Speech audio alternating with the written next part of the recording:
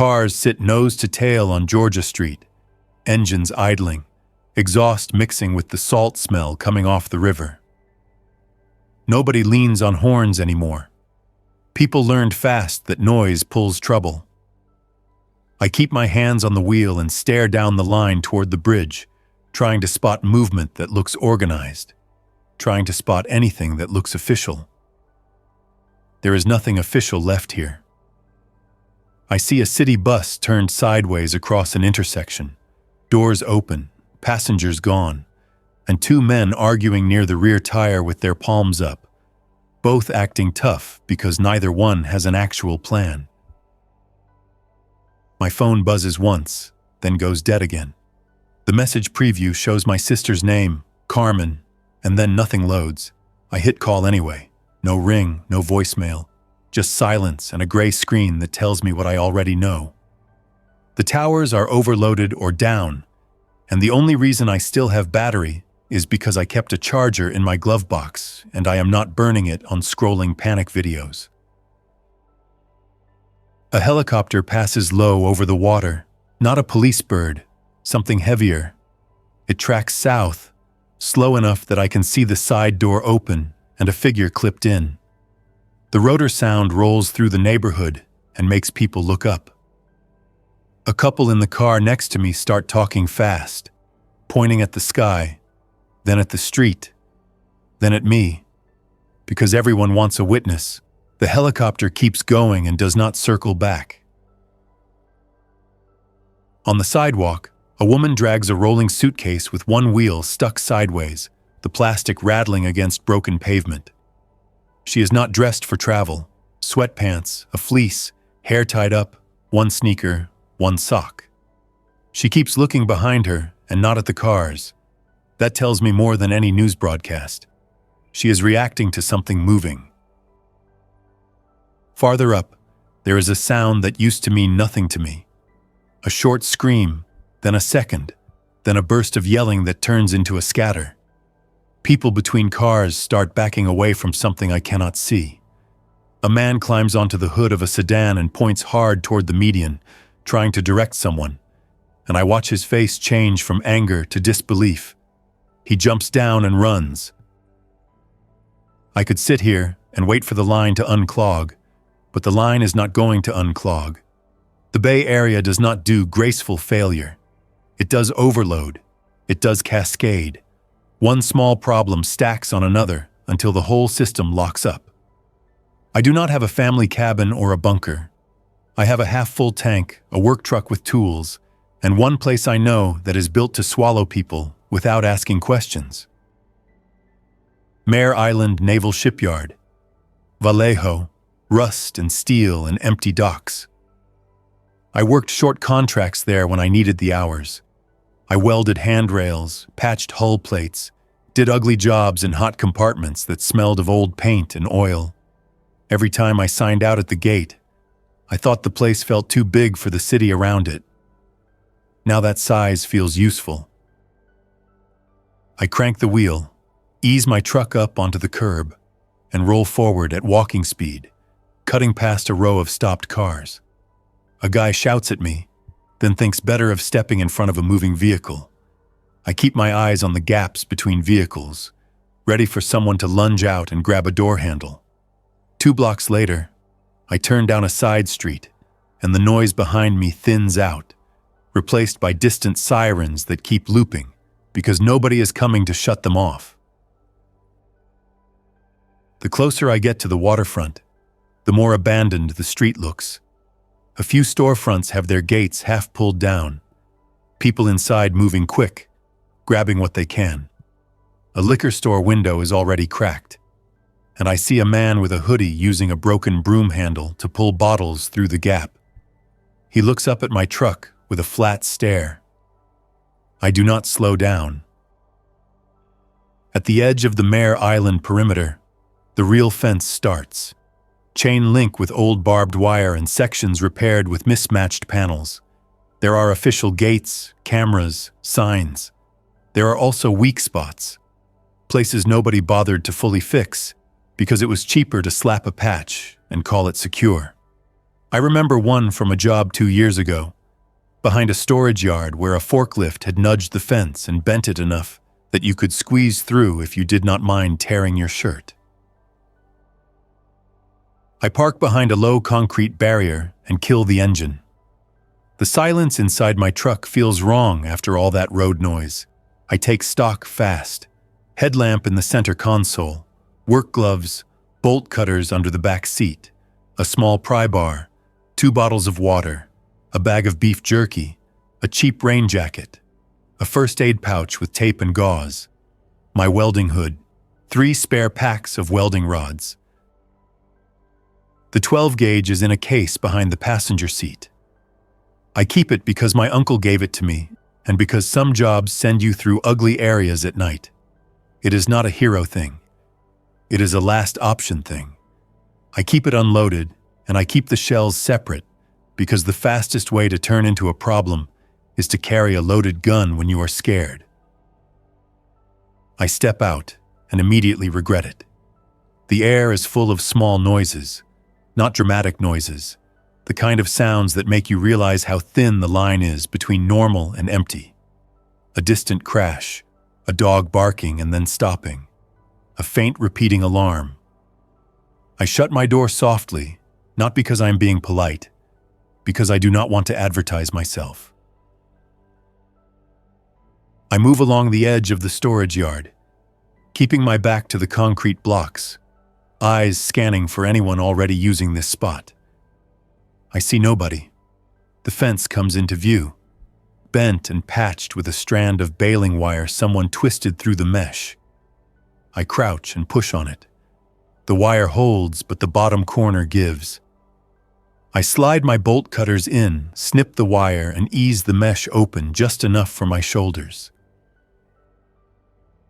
I do not bring the truck through. The truck is noise. The truck is a beacon. I take only what I can carry without clanking.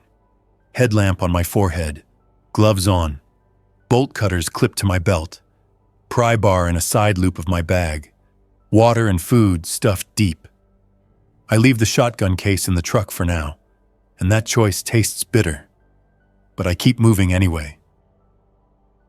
The instant I slip through the fence, the world changes. The shipyard has its own atmosphere. The ground is cracked asphalt and old concrete with weeds punching through.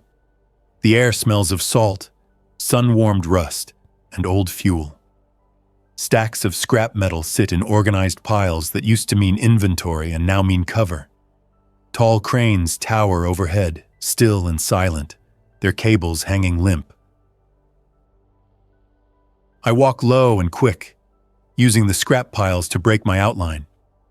There are buildings here with windows gone and doors hanging open, but I am not heading for offices. Offices have glass breaks. Offices have open spaces where you have nowhere to hide when someone shines a light. I need steel. I need compartments. I need a place where I can shut a door and know it stays shut. Dry dock number 2 is where I am going, even though I do not call it that in my head. I call it the big dock with the destroyer hulk. I worked near it once. The ship was half scrapped, its guts opened, ladders and catwalks exposed, exterior coated in rust streaks. Inside, it was a maze of narrow passageways and hatches. Most people would get lost in 5 minutes. I know how to read a ship without a map because my work depends on it. I reach the dock entrance and stop behind a stack of steel plate. I listen, wind off the water, metal ticking as it cools. No voices, no footsteps. I cut across the open concrete, staying close to the dock wall, and climb a rusted ladder down into the dry dock. The depth makes the air cooler. It also makes sound behave different. Every step echoes. I set my boots carefully. The ship hull looms beside me, huge and dead, sitting on blocks. The paint is blistered, the numbers half visible, and the smell up close is stronger, a mix of rust and old marine grease. I find the access opening I remember, a service hatch that leads into a lower compartment where the deck plates are thicker and the light does not reach. I swing my headlamp on, and step inside. The interior swallows sound. My boots thud soft on metal grating. The air is stale, with a faint chemical tang that makes me keep my mouth closed. I move through a corridor where wires hang from the ceiling in bundles. Some cut, some still tied off with brittle zip ties. I pass a ladder well and keep going, deeper, because I want distance from any entrance. I pick a compartment with one main hatch and a secondary maintenance crawl that leads into a narrow shaft. The shaft matters. It gives me an escape route. It also gives me a way to watch without exposing myself. I drop my bag, pull my water out, take a small sip, then stop. The instinct to drink big is strong, but it is a trap. I cap the bottle and stow it. I do not sit. I do not relax. I start working. I wedge a piece of scrap metal into the hatch frame to reduce the gap. I use a length of wire to tie the handle so it cannot be opened quietly from outside. I do not weld yet. Welding makes light. Welding makes smell. Welding makes noise if I have to run a generator. I keep it simple and reversible. I move back through the corridor and check other nearby hatches. Some are sealed with old paint and corrosion. Some swing freely. I shut the ones that lead to dead ends and jam them with scrap. I leave one route open that I can navigate fast. I am building a pattern I can follow in the dark without thinking. Outside, something slams, a loud metallic bang, then another. It comes from above the dry dock. Maybe a gate, maybe someone moving something heavy. I freeze, headlamp angled down, and count breaths without thinking about it. The sound stops. I wait longer than feels reasonable. Then I move again. I climb into the maintenance shaft and crawl forward on elbows and knees. The steel is cold through my gloves. Dust coats everything. My headlamp beam catches flakes of paint and a few old rags someone left behind. The shaft bends and opens into a narrow slit that faces out through a damaged vent grill. From here I can see the dock lip and part of the causeway road that connects Mare Island back to Vallejo. At first I see nothing moving. Then, through the gaps, I catch a flicker of motion far off, near the entrance road. Small figures, a cluster. People, not vehicles. They move in short bursts, stopping often, looking around. That movement looks human. It also looks scared. I cannot hear their words, but I hear a sudden single gunshot that cracks across the water and rolls between buildings. The group scatters. Two run toward the shipyard interior. One falls, gets dragged up, keeps moving. The gunshot is a signal flare in my head. Someone already has weapons out. Someone is already shooting at something. The thing being shot at does not matter right now. The fact that shots are happening means this place will not stay empty. I crawl backward and shut my eyes for a second, not to rest, just to force my mind to slow down and stop spiraling. I tell myself the simplest truth. I am inside a steel maze. I can close doors. I can hide. Most people cannot do this. That gives me an advantage, but only if I stay quiet and only if I stop thinking in big dramatic chunks. 1 hour at a time. One decision at a time. By nightfall, the shipyard soundscape changes. Vallejo across the water glows in patches, not full blackout yet, but uneven. A few fires burn low, orange flickers behind buildings. Sirens keep looping. The air carries faint smoke. Inside the ship, it is darker than any room I live in. My headlamp becomes my whole world, a narrow cone that turns every pipe into a possible hand reaching out. I move through corridors with one hand on the wall and the other holding my pry bar. I am not looking for a fight. I am looking for supplies. Ships are full of lockers, storage bins, emergency stations. Even a scrapped hull can have things left behind. I find a small cabinet with a faded label, and inside it, a sealed plastic bag of old safety goggles, and 2 half-used rolls of duct tape. I almost laugh, then stop myself because the sound feels too loud. I take the tape. Tape matters. On the second level, I find a compartment where someone stored a case of bottled water long ago. Half the bottles are gone. The rest are dusty, but the seals look intact. I wipe one off, turn it in my hands, and decide to trust it. I take 4 bottles and stash them in my pack. The relief is sharp and immediate, the kind that makes you reckless if you let it. I force myself to stop at 4. Too much weight slows you down. I hear voices outside the hull. Men, at least 2, maybe 3. The sound comes through the steel, muffled and distorted, but the cadence is clear. They are not whispering. They are comfortable enough to talk normal. That scares me more than yelling. I kill my headlamp and stand still in the dark. The voices pass, then fade. I wait longer than I want to. The next morning, I wake up without realizing I fell asleep.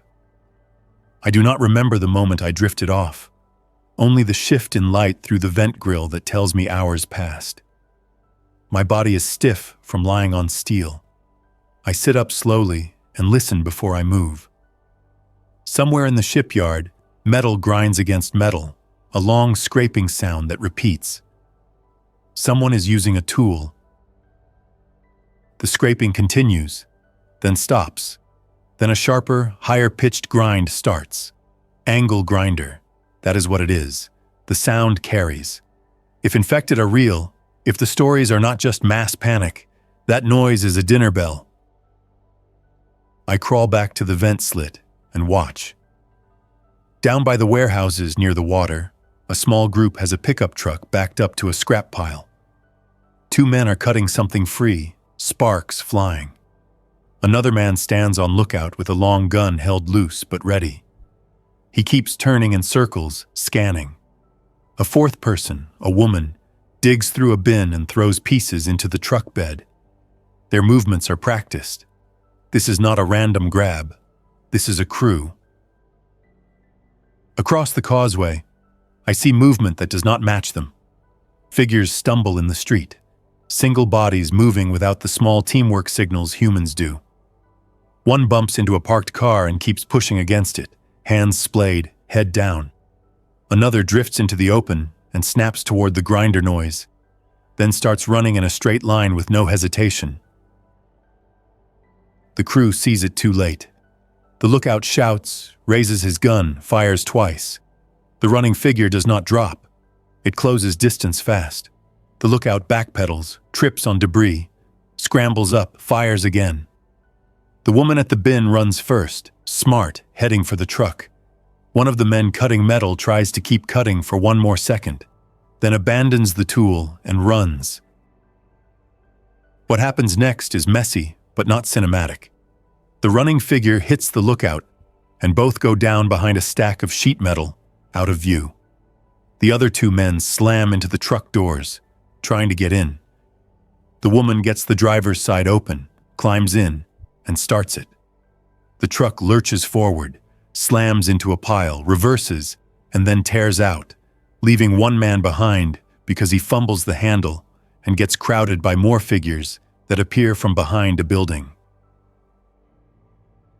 I cannot see what happens to that man clearly.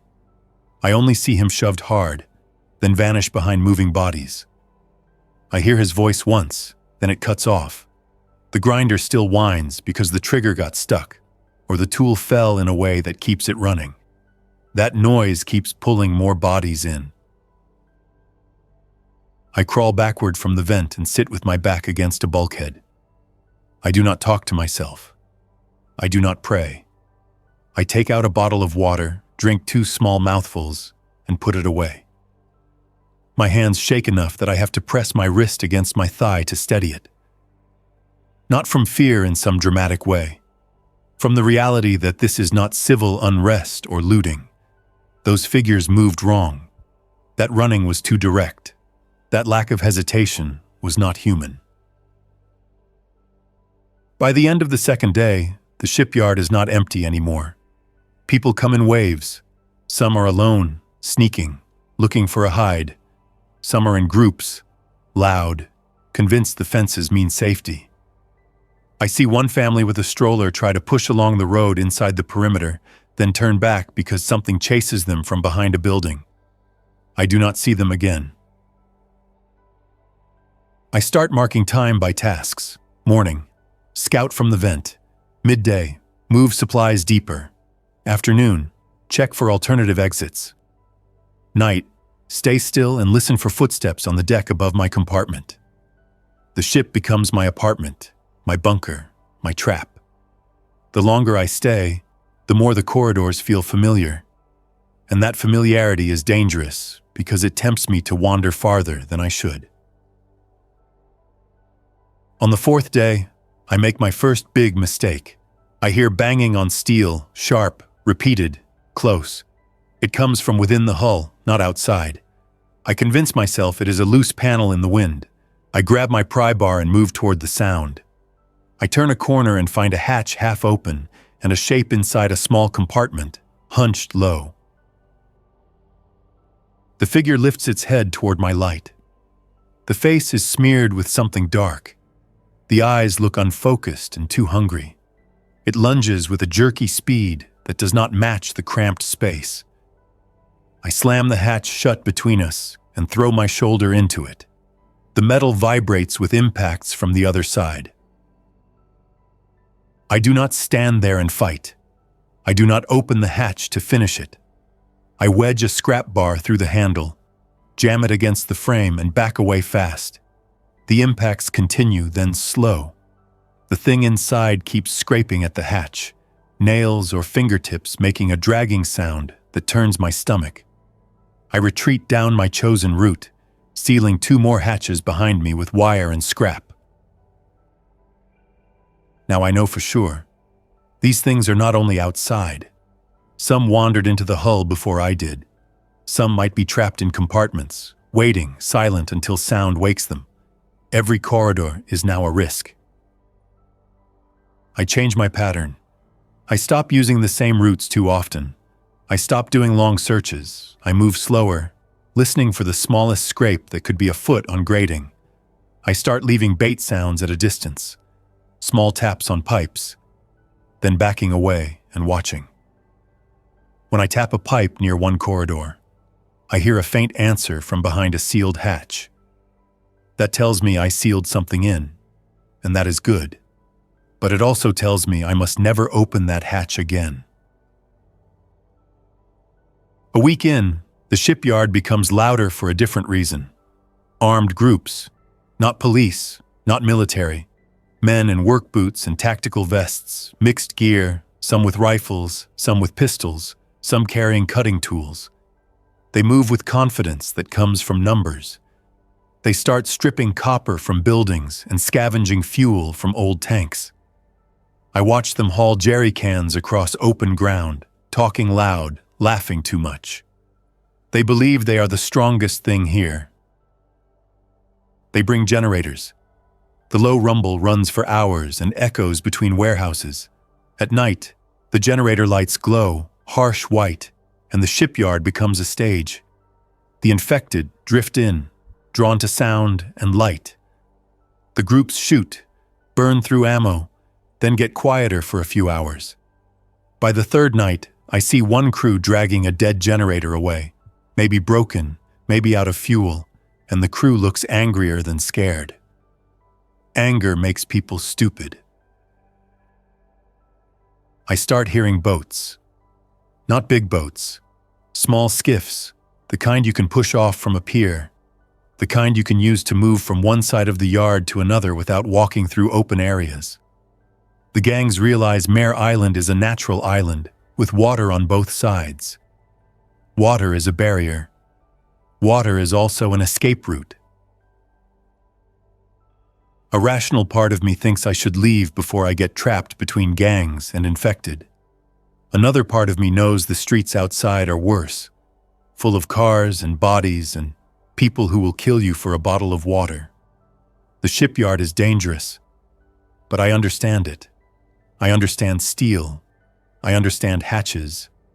I understand how sound travels in these corridors. That understanding is the only advantage I have left. On day 10, I go back to my truck. I do it at first light when the gangs are sleeping and the infected have drifted away from last night's noise. I move across open ground in short bursts, using scrap piles as cover. I reach the fence and slip out the way I came in. The street outside is eerily calm for a few blocks, but the calm feels temporary, fragile. My truck is still there. Nobody broke into it. That luck feels suspicious. I open the door, grab the 12-gauge case, and take a box of shells. I do not load it yet. I also grab a small hand tool bag with extra tape, zip ties, and a compact multi-tool. I consider taking the generator from the truck bed, then stop. A generator is life and death, but running it here is a death sentence. I leave it. I slip back through the fence and return to the ship. Bringing the gun changes my posture even unloaded. I hate that. I keep it wrapped and hidden in my pack. I promise myself it stays out of sight unless something corners me in a corridor where there is no other choice. 2 more weeks pass, and the shipyard becomes a rotating war zone. Some days it is quiet enough that I can hear birds. Other days it is all shouting and metal banging and bursts of gunfire. Smoke drifts across the docks from small fires set for warmth or for cooking. Those fires sometimes jump into old paint and oil residue and become bigger than anyone wants. People run, then come back later to loot the burned area. I learn which gangs are which by their habits. One group uses red duct tape on their arms. They travel in pairs and always have a lookout high up, often on the deck of a ship. Another group uses bikes and pushes carts, more desperate, less armed, stealing small things and vanishing. The worst group is the one that settles near the pier with a generator and floodlights, acting like the shipyard is their property. Their leader, a big man with a shaved head, speaks with wide gestures and makes everyone around him laugh too hard. That group strips copper fast, drains fuel, and brings in outsiders. That is the group that starts using boats at night. I hear the skiff engines, soft but present, moving around the docks. I watch their lights flicker on the water through my vent slit. They are expanding. That means they will eventually search hulls. That means they will eventually find my hiding spots by accident. I do not want to fight them. I do not want to take them down. I want them gone. I want them to think the shipyard is cursed, too risky, too expensive. I want them to move on to easier prey. My first sabotage is small. I wait until after midnight when their floodlights finally go dark and the generator noise dips. I slip out through a maintenance hatch that leads to the dry dock wall, climb up, and move low across the yard. I keep my headlamp off and navigate by memory and starlight. Their skiffs are tied along a pier with frayed rope. I crouch at the edge, hands steady, and use my multi-tool to loosen one drain plug under the stern of a small aluminum boat. I do not remove it fully. I loosen it enough that vibration and water pressure will finish the job later. Then I retighten the rope so it looks untouched. I repeat it on a second boat. On the way back, I stop by their fuel stash, a row of plastic cans stacked behind a pallet. I do not take fuel. Taking fuel would make them hunt for it. Instead, I poke a small hole in the bottom of one can and let a slow stream leak into the dirt. Fuel smell spreads. That smell attracts attention, and attention attracts infected. I move away before the smell clings to my clothes. The next morning, I watch the results from the vent slit. The gang tries to launch one boat. It sits low in the water and then dips. 2 men curse and yank it back. Another boat sputters and dies because the fuel feeding it is suddenly empty. The leader screams at someone, slams his fist into the pier rail, and points at the water. He assumes incompetence. He does not assume sabotage yet. That is good for me. Incompetence makes them turn inward, blame each other, burn energy on arguments. I keep doing it, spaced out, never the same way twice. One night I steal a spark plug from a small outboard. Another night I cut a rope halfway through, not enough to snap immediately, enough to fail when someone yanks hard. One night I wedge a rag into a fuel line connection, so it leaks air and makes the engine stall. I also start setting sound traps in the yard that point away from my ship. I hang a loose metal chain from a crane hook so wind makes it clink. I set a broken door on a hinge so a gust slams it. I know it sounds small, but small noises add up. They make people jumpy. They make people shoot at shadows. Shooting brings infected. The catastrophe that changes everything happens on day 28, right after sunrise. The pier gang tries to siphon fuel from an old tank near one of the warehouses. I see them from my vent. 4 men clustered around with hoses and a portable pump. The leader is there, hands on hips, giving orders. A woman stands off to the side with a rifle and a cigarette, scanning. The pump coughs, then catches, and the tank makes a hollow groan. Someone laughs. Someone says something that makes the others grin. Then the whole scene flares bright. A sudden flash that turns morning into white glare for half a second. The sound hits next, a hard crack that echoes off steel and water. The warehouse wall punches outward. Not in a movie way, in a brutal, messy way. Metal panels buckle. Dust and smoke surge out. The men near the tank drop and scramble. The woman with the rifle runs, tripping over debris, catching herself. The leader stands frozen for one heartbeat, then bolts. A fire blossoms where the tank is, orange and thick, feeding on spilled fuel. Black smoke climbs fast. The heat shimmer warps the air above it. The sound of the fire becomes a steady roar that carries across the whole shipyard. Every infected within earshot will come. Every person within sight will come too, either to help, to loot, or to take territory. The pier gang tries to control it for 5 minutes. I see them rush back with an extinguisher, then realize it is pointless. The extinguisher empties into the air and does nothing to the base of the flames. Someone throws sand. Someone throws a tarp. The tarp catches and adds to the fire. The fire spreads along the ground where fuel has leaked. It crawls toward pallets, toward piles of scrap, toward a parked truck. The truck ignites and starts popping, tires bursting one by one. Each burst a loud report that echoes.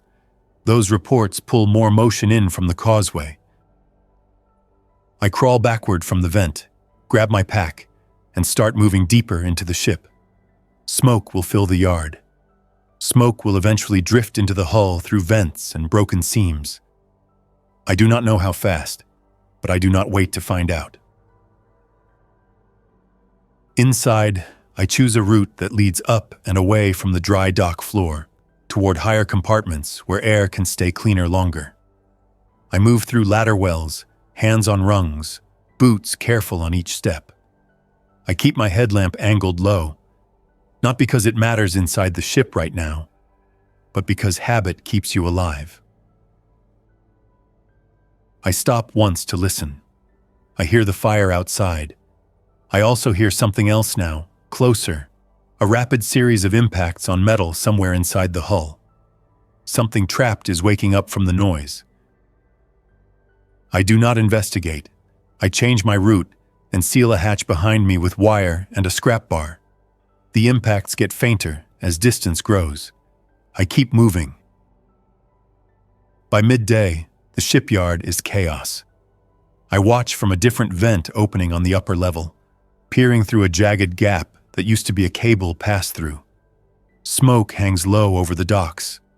People run between cover points. Infected flood in along the roads and through gaps in fences, drawn straight toward the sound and the smell. The pier gang tries to hold their ground. They shoot, but shooting becomes its own problem. Every burst attracts more. Another crew arrives from the far side of the yard, sees the mess, and tries to loot the burning warehouse anyway, grabbing whatever is not on fire yet. 2 of them go down when infected reach them. The rest flee, dropping bags and tools. I see the leader of the pier gang grab a woman by the arm and yank her toward the water, forcing her to move faster. I see him shove someone else down when the person blocks his path. The leader does not stop to help anyone. That tells me exactly what kind of man he is, and it also tells me he will blame an outside enemy before he admits his own stupidity started this. That night, the shipyard does not settle. The fire burns lower, but still hot. Smoke drifts through the skeleton of the warehouse. Infected cluster around the hotspots, milling in weird circles, bumping into each other, occasionally rushing at a sound, and then stopping again. The gangs retreat to pockets of the yard, trying to sleep in shifts. I stay awake and move only when the noise outside masks my steps. That is when I do a second kind of sabotage, not against their boats, against their certainty. I slip out and weld 2 gates shut that they use to move carts between warehouse zones. I know welding sounds dramatic, but it is not a full bead job with clean metal and a nice arc. It is ugly tack welds using a small inverter welder I scavenged from a maintenance locker and a battery setup I built from 2 marine batteries in series. It does not run long. It does not run quiet. It runs just long enough for me to slap a few molten anchors across a hinge. Then I kill it and move. The point is not to build a fortress. The point is to change their map. A locked gate forces a detour. A detour forces movement through open ground. Open ground increases risk. When people feel risk, they get angry and start hunting for reasons. On day 31, they start hunting for me. I do not hear my name. I hear the pattern. The pier gang stops blaming each other for the boat failures. The leader lines his men up in pairs and sends them sweeping through the yard, checking behind scrap piles, checking inside empty offices, shining lights into cracks. That afternoon, I hear a voice echo inside the hull, a man yelling, not close enough to understand every word, but close enough that he is inside my ship. That should not happen. I move to my vent and look. 2 men climb along the ship's exterior catwalk, flashlights in hand.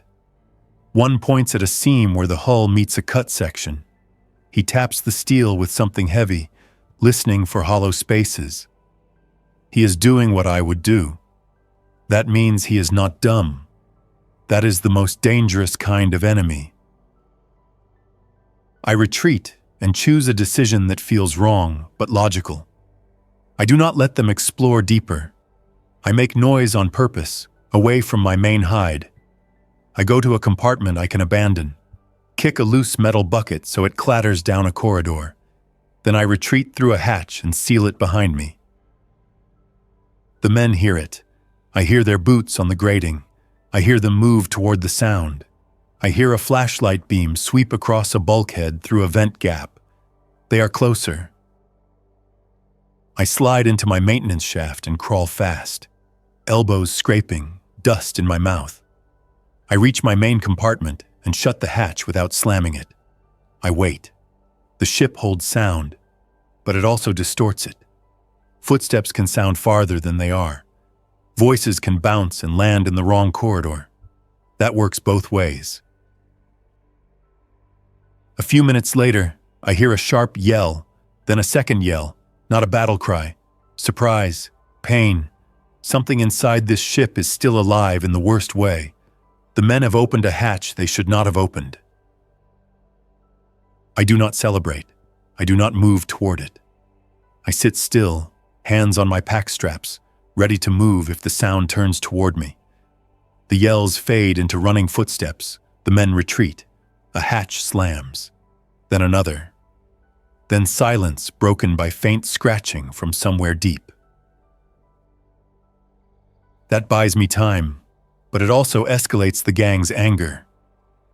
Now they know the ship itself is dangerous, but they also know someone navigates it. A day later, they return with a new plan. They do not come quietly. They come with a torch. I smell it before I see it. Hot metal and burning flux. The sound is a hiss, then a steady roar that does not belong in an abandoned yard. They are cutting their way in. They are trying to make their own entrance, bypassing the routes I control. I crawl to my vent and watch their light reflect off the hull, bright and flickering. 2 men hold the torch. A third holds a rifle. The leader stands back, arms crossed, watching the cut line. The woman with the rifle is there too. Her stance tired now, not confident. She keeps glancing over her shoulder at the dark yard behind them. She knows what noise does here. I make a hard decision. If they cut into my ship, they will eventually find my hide. If I leave now, I leave the only terrain I truly control. If I stay and fight them directly, I die. That leaves one option. I turn the ship into a maze that kills by proxy, using the infected and using human panic. I move deeper, fast, choosing hatches and corridors that lead toward a cluster of compartments, where I know at least one infected is trapped behind a sealed hatch. I do not open that hatch. I do not need to. I need to guide sound toward it, and guide the gang toward the sound. I take a length of pipe stock I found earlier and tie it loosely against a railing so it will rattle if kicked. I set a heavy wrench on the edge of a grate so it can be knocked down a ladder well with one touch. I position myself in a junction corridor where I can retreat into my shaft if needed. When the torch finally punches through the hull, I hear their excitement echo. One man laughs. Another says something I cannot catch. Then the leader answers, loud and smug. Their boots clank on the deck plates as they move inside. Flashlight beams sweep and stab. I wait until they are close. Then I drop the wrench down the ladder well. It hits metal rungs and platforms all the way down, a cascading clatter that sounds bigger than it is. The gang freezes, then surges toward the sound. Exactly what scared men do when they believe control comes from confronting noise. Their footsteps pound past my corridor. I move in the opposite direction, staying in shadow, and then I kick the pipe stock against the railing. It rattles hard, a sharp metallic chatter that rings through the ship. The response is immediate. I hear frantic movement from deeper compartments, scraping, impacts. A low, urgent growl that does not sound human, followed by a high shout from one of the gang members. The gang tries to regroup. Someone calls out to the leader. The leader yells back, ordering them to hold position. That order is useless inside a ship hull with narrow corridors. When one person panics in a tight space, panic becomes traffic. I retreat through a hatch, seal it, then move into another corridor that leads upward. I keep my headlamp off. I navigate by memory, hands on wall, counting steps, feeling for familiar edges. Behind me, the sounds multiply. Running feet, flashlight beams bouncing. A couple of gunshots, then more, louder, faster, uncontrolled. Those shots are the true disaster. The shipyard outside responds. Infected outside the hull turn toward the sound. Infected inside the hull surge toward it too. The gang has brought a beacon into a maze full of hungry corners. Smoke starts creeping in again, not from the old warehouse fire, from the torch cut and from something else. Maybe a small fire started inside by a dropped torch tip or a ruptured line. The smell of burning insulation slips into the corridors and makes the air worse. I have no interest in staying for a full ship fire. A steel maze becomes a coffin when smoke settles. I reach my maintenance shaft and crawl into it, moving toward the vent opening that faces the dry dock. I pause and listen through the grill. Outside, the yard is alive with motion. Flashlights sweep, voices shout. Infected move in clusters toward the ship. The pier gang members outside are yelling at the ones inside, confused, trying to coordinate. Coordination dies fast under stress. A woman's voice cuts through, sharp, commanding, different from the leader. She is screaming for someone to stop firing.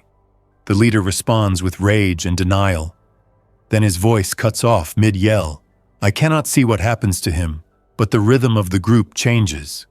People stop obeying. I make my exit decision right then. Not tomorrow, not after I see how it plays out. Now. The ship is compromised. The yard is full of infected drawn to noise. Gangs will blame an unseen saboteur. The shipyard is no longer a hiding place. It is a fight magnet. I crawl back from the vent and move toward an escape route I built weeks ago. A path through maintenance crawls that leads to a lower opening near the dry dock floor. I have a small stash there. Water, a snack pack, a cheap flare I found in an emergency cabinet, and a folded reflective signal mirror. The mirror is not for rescue. It is for watching and for misdirection. I drop down into the dry dock, staying tight to the hull shadow. Smoke stings my eyes even down here. The yard above is loud enough that my footsteps get lost, but I still move with care because echoes behave strange in this concrete trench.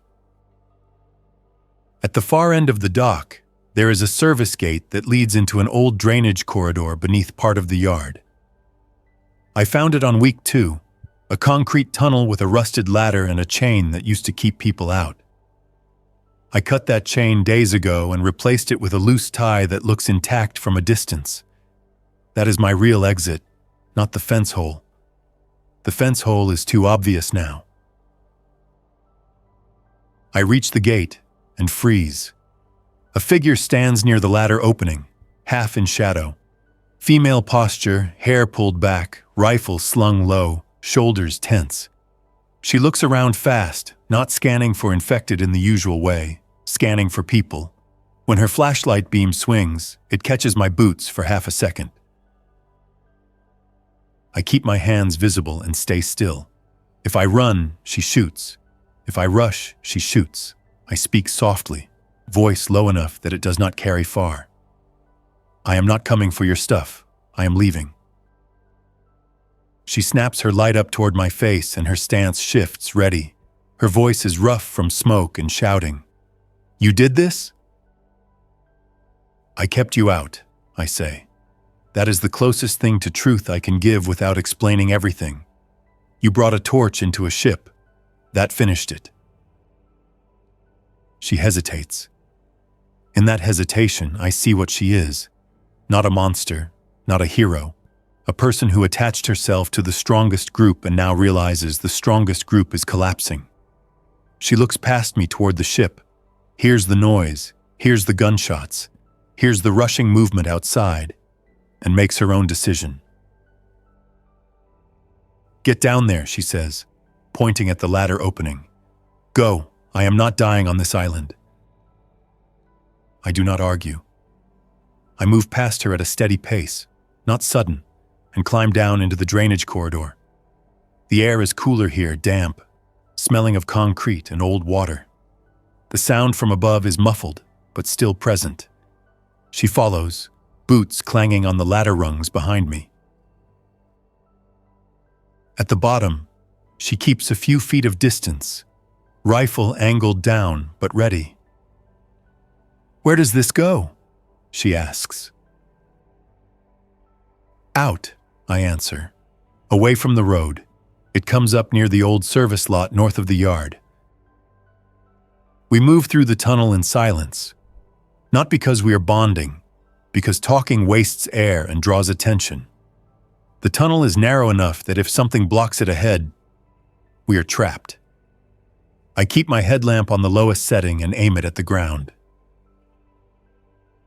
Halfway through, we hear a heavy thump above, then another, then a long scraping, maybe a vehicle hitting something near the yard, maybe part of a crane shifting from heat and stress, then a deep groan that travels through concrete. Something structural is failing up there. We reach a ladder at the end of the tunnel. I push up slowly and lift a hatch that opens into weeds and broken asphalt behind a line of storage containers. The sky above is gray with smoke. The air tastes bitter. Sirens across Vallejo still loop, but now they sound distant and tired. The woman climbs out behind me and looks back toward the shipyard. From here we can see a slice of it through gaps between containers. The destroyer hull glows faint orange at one cut point, sparks still falling from somewhere, and the yard swarms with movement. Flashlights bob, infected cluster and surge in waves. A truck near the pier is on its side, still smoking. She exhales a single sharp laugh that is not amusement. "Whole crew for nothing," she says, then stops herself, because even that short line feels too loud. I do not ask her name. She does not ask mine. Names make attachments. Attachments make decisions sloppy. We move north through the service lot, keeping to shadows, stepping around broken glass and discarded tools. I spot my truck in the distance, still behind the concrete barrier where I left it, and my chest feels tight in a way I do not allow myself to describe. It is not relief yet. Relief is a luxury. We reach the truck and I unlock it, slide in, keep the keys ready, but do not start it yet. Starting it means noise. Noise means attention. The woman stands outside, scanning. Her rifle stays low, but her eyes keep moving. I pull the 12-gauge case out and set it on the seat. She notices and stiffens.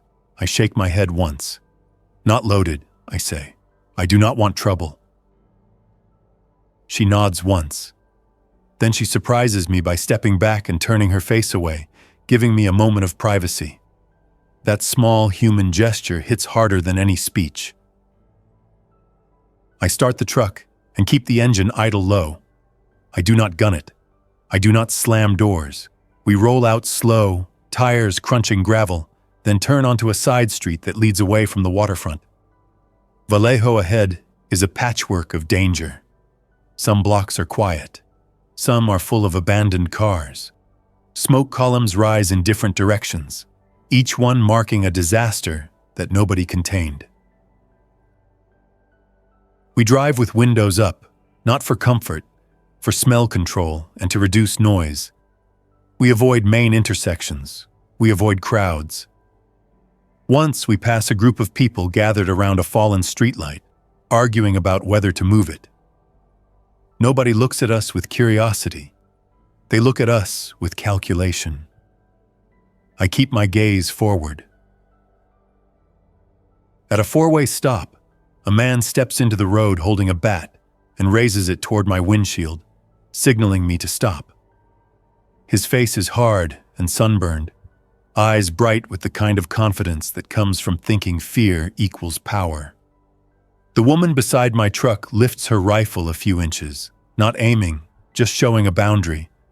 The man hesitates, then steps back, letting us pass. We make it out of Vallejo by a route that used to be a shortcut I took to avoid traffic after jobs. Now it is a corridor of shuttered houses and driveways full of abandoned vehicles. We see two infected on a sidewalk, heads turning toward the engine sound, then starting to move. I do not accelerate hard. I keep steady speed and let distance do its job. When the shipyard finally disappears behind buildings and trees, I feel something shift in my thinking. I spent weeks turning that place into a dead maze because I could control it. Now I am back on open roads where control is an illusion. I do not know what Carmen is doing, I do not know if the ferry system is gone for good, or if someone somewhere still runs it. I do not know if the bridges are blocked. I only know that staying on Mare Island would have ended with smoke, a torch, or a bullet from someone desperate to blame a ghost. The woman breaks the silence once, voice low. "You did not have to mess with the boats," she says, not accusing, just stating. "I did," I answer. "If you can move on water, you come back with more people. More people bring more noise. More noise brings more of those things. I wanted you gone." She looks out the window, jaw tight, and does not argue because she understands the math. The math is ugly but clean. We reach a stretch of road that climbs slightly and gives a view back toward the bay. Smoke still hangs over the water in a dirty layer. A distant boom rolls across. Delayed, deep, something heavy collapsing or exploding far away. The woman flinches at the sound, then steadies herself. I keep driving. I do not know where we end up tonight. I am not pretending I have a master plan. I pick a direction that avoids the densest parts of the Bay Area, heading inland toward quieter roads, toward industrial pockets where supply warehouses might still hold food, toward places where a welder with a tool bag can trade work for shelter. The shipyard taught me one thing that holds up anywhere. Steel does not care about panic. Steel only cares about force, heat, and time. I can use that. I can build barriers. I can cut through locks. I can seal a door when I need sleep. That is not hero stuff. It is survival math, the only kind I trust now. When the sun starts dropping, we find an industrial park with a chain-link yard and a low concrete building that looks intact. The front windows are boarded, not smashed. That means someone already thought about defense, and it might mean someone is still inside. I park a block away and kill the engine. We sit without speaking, both weighing the same risk. Walking up means contact. Staying in the truck means being seen. I pick up my headlamp, check the batteries, and clip it on. The woman tightens her grip on her rifle and nods once, a silent agreement that if this goes bad, we run, not fight. We step out into the cooling air and move toward the building with slow, deliberate steps, keeping our shapes small, listening for any sign that this place is already occupied by the wrong kind of hunger.